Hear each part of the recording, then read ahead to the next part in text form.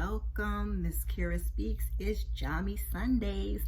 Got my pajamas on for you, coming to you with another episode of BMF Season 1, Episode 3, titled Love All, Trust Few. So we come from a God-fearing household. The Bible in our living room was always open on the same verse. We was just poor as shit, which caused all the other drama. That's the opening quote we get from Big Meech. The episodes open with the boys fighting. I believe it was Terry was making a huge hamburger, and there wasn't enough meat left for Meech and Nicole. So the two get to scuffling, tearing ish up, breaking stuff in there. Nicole's like, oh, y'all gonna be in trouble. But somehow they seem to think they can fix it all with crazy glue. Kids. So when Lucille finds out, she gets to whooping Nate, both of them. And Meech says they always stuck things out together. So ears, whoopings, and all, they had each other's back. So Meech meets with Pat. He's not happy because he's behind. He gives him 6 days. Meech was having a flashback of J-Mo. He snaps back to it and he leaves. So Pat's boy is like, he'll never climb out of it, because Pat also charged him 10 points on top of telling him he owes him his money in 6 days. But that was Pat's plan, to keep them under him. So Terry is home, and Pastor Snoop Dogg is there with the family to pray. Dad reminds him that he's housebound for a few days, doctor's orders. They discussed the state of Terry's eye, and Pastor Snoop said, mistakes are human, but it would be, I don't know if he said a sin or a shame if he lost the sight of his eye due to negligence. His niece just graduated from law school and would be happy to look at his case on a contingency basis. So Meech shows up and Dad is not happy. He pulls him to the side and asks for his key. You can knock on the door like everybody else, Dad says. So Meech and Terry are in the car and they're talking, and Terry wants to split the profits 50-50. Meech lets him know that they have bigger fish to fry. Pat gave them 6 days to pay him back, and he's taxing them 10%. Terry suggests that they sell to factory workers. Meech puts B. Mickey on it, and Terry's like, he never came to see me when I was in the hospital. But, Meech is like, don't worry about it. He's a good dude, whatever nonsense he was selling that I wasn't buying. So the 12th Street Boys meet up, and they're like, J-Mo is missing. Famel got beat within an inch of his life, and the guy's like, we're at war. So one of the crew says the 50 boys are behind it, and Lamar speaks up, and he wants to take them for all they got, cripple their business, and then take over. They're like, how are we gonna do that? Homeboy Slick is there, he's on board, he's got his back. The rest of the crew, not so much. Well, every time I get to talking, the bubbles get to coming up, excuse me. But even though the rest of the crew is not with it, they're gonna let it rock until Famil is back. So Charles comes home to find out that they're out of time with the bank. He says he's doing the best that he can, and Lucille says it's not a problem to be fixed with adding a couple shifts here and there. So the doorbell rings. It's Detective Bryant with his partner Lopez. They're there to question Terry. Terry says he still doesn't remember anything from that day. The detective asks him if he remembers what they were wearing or if they said anything. Lopez says they arrived in a black Benz with the shattered window. Charles is like, whose car is that? Because, we talked about him having that Benz, but they've been hiding Terry's life and lifestyle and everything from Dad. So Wanda steps in and says it's hers, that her Uncle Troy got it for her as a baby shower gift. I don't know that Charles is buying it, and neither is Lopez. He asked for Troy's last name, and Lucille's like, listen, Terry is a stellar student and a young father, and he's a victim. Why are you treating him like he's a suspect? Detective Bryant apologizes, and Lucille says the interview is over. Like, it's a wrap, y'all can go. So when they leave, Lopez presses Bryant outside, and they go at it. Bryant, he checks him real quick, and he's like, don't test me. So Kato and B. Mickey meet up. Kato says it's slow, and B. Mickey's like, it takes time, at a new location. And Kato asks if he's going to Terry's surprise party. He's like, I don't do bowling. Okay, B. Mickey. They flirt. Security rolls up. They've been there for over an hour. He says no loitering. Kato says it's a public corner. Security is basically like, you're not dressed the part, but you plus him equals, he thinks she's a prostitute. And he's like, I'm gonna call the cops if y'all are still here when I get back. He really thought B. Mickey was her pimp. So Lamar is playing Monopoly with Zoe, and I guess Monique gave in with the letters. He wants to buy poor Zoe out of her property, just like in the streets. She's not having it.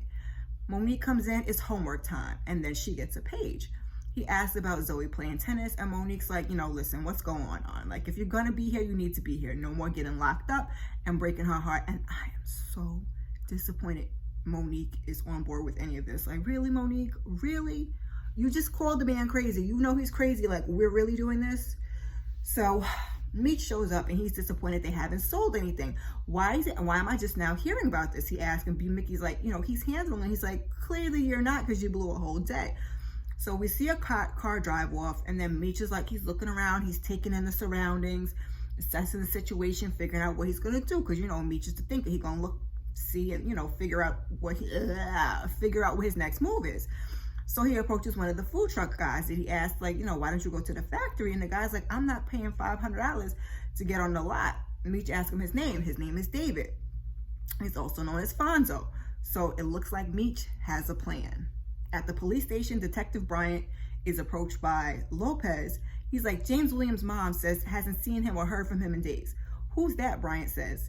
His street name is J-Mo. The leader of the 12th Street, you don't know him? Bryant says he don't know him. We know that's not true, but he doesn't want his partner to know what he's into. So they get called to the war room, and they meet Commander Marceline Beckwith. She's the Michigan State Police, and now she's the new division head. All of their drug files, including the Flannerys, will go through her. She says the plan is to dismantle drug organizations in the area, and Bryant says, we're making progress on their own, but this is going to connect the dots, speed up the process, give them more access, give them more resources. Lopez is all on board. And Operation DRANO is a go. So older Meech narrates, after the 67 riots, white folks moved to the suburbs, making Detroit Chocolate City. In 1973, Detroit elected its first black mayor, Coleman Young. And then we see him giving a speech addressing dope dealers and con artists. Meech continues. In the 80s, the state boys joined the drug fight. Mayor Young went and let the patrol inside the city limits, so the state united all law enforcement agencies around the city. Detroit was the murder capital of the world in 85 and 86, and that was when he and T got into the game. They started making their money in the downriver communities, right in the crosshairs of DRANO. So Meech and Terry, they meet with Fonzo. He asks what they want. He says he knows the permit didn't come for free. They want to use his truck, and they'll give him a stack a week. He asks what they're selling. They're selling rock. He's not interested.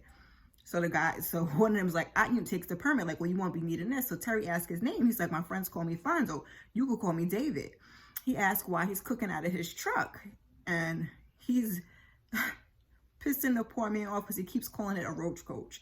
Meech says they're here to help. What do you want your reality to be? And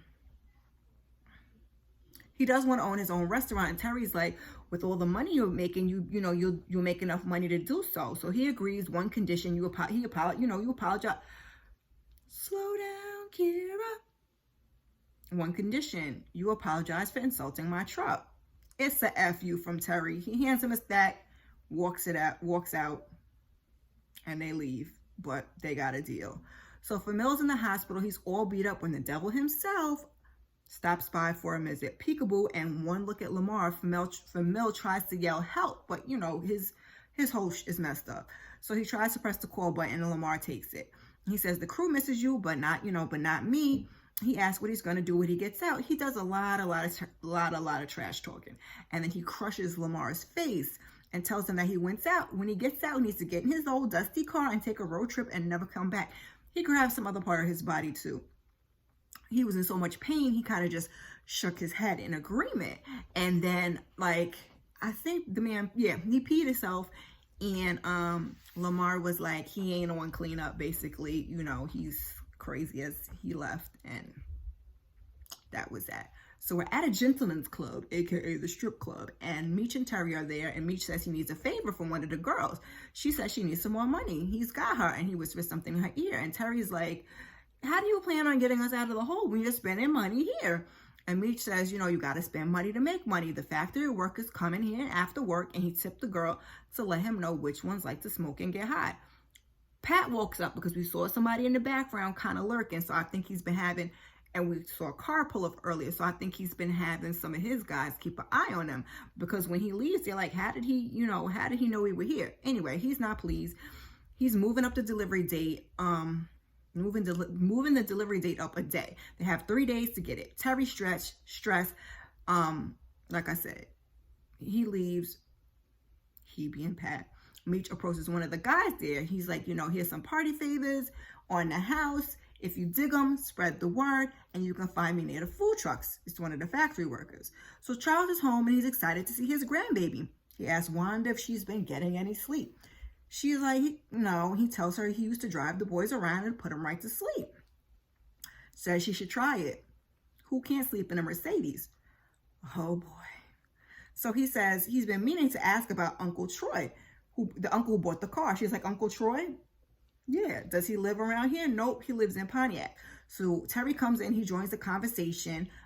They got their stories together. Oh, the uncle that lives by? Oh, yeah. Okay. So Charles is like, I'd love to meet him. This Uncle Troy. So he asked him where you've been. You're supposed to be home. Again, they got their stories together. Wanda sent a formula. They didn't have formula. He came back, blah, blah, blah. So he and Wanda take up for each other. And when Charles leaves, we can tell Wanda is annoyed. So Mom rolls up on Meech in the car. He's in front of the house and he's smoking. He said, you know, she's like, I done told you about smoking in front of the house. He's like, I have nowhere else to go. And she reminds him, this is the bed that you made. So it turns out he paid the mortgage for them. Lucille says she didn't want him to do that, but he says he wanted to help. You know, Meech's got that little soft heart, especially when it comes to his family. So Mom is like, don't tell anyone until she figures it out. And I wonder how she's going to explain this. Charles is not going to be happy. So we're at the food truck and Meech is going over the game plan with Fonzo. Mickey comes up and questions him. And Meech tells him, you know, you get your head in the game, and he walks away. So Kato walks up and she asks if everything's okay. And she wants to be able to crew that last so she can move up. Mickey says it's between them. He and Meech are family. It's all good. No worries. So Meech sees the guy from the strip club and he gives them the code, which I think was Stoneburger, for his order. And that Stoneburger is moving. Looks like Meech knew what he was doing. So Meech rolls up and we can tell it's a problem. Older Meech narrates the 50 boys never sold to cars or to white people. Got a ghost. He says Detroit was predominantly black in the 80s, so when you saw someone white, chances are they were cops or they were going to attract them. So he catches one of his boys slipping, and he tells him, he sends the car on his way, and he tells Dude and the rest of the guys to huddle up. They got 2 days, and they need to be focused. He offers up a Rolex to the top seller in the next 48 hours. He's basically telling them, like, you want to get people to do what you want them to do. Sometimes it's not about force. Got to give them an incentive. Rolex is an incentive. So we see them selling, and we see the money stacking. So Terry meets with Meech, and he's letting him know that between the wreck and the food truck,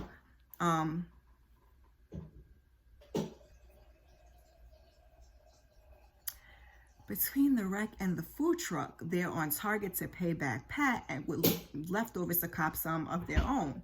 So Meech is like, can no one stop us when we're working together? So the cops roll up on Terry, Meech, and the fellas, and it's Bryant. He says, Meech,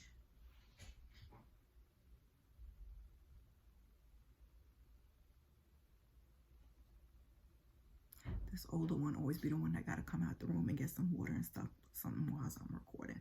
Anyway, he says to Meech that no one's seen or heard from J-Mo. Please tell me you didn't do something stupid. He says, no, I smacked him up and I sent him on his way. He's probably with this girl.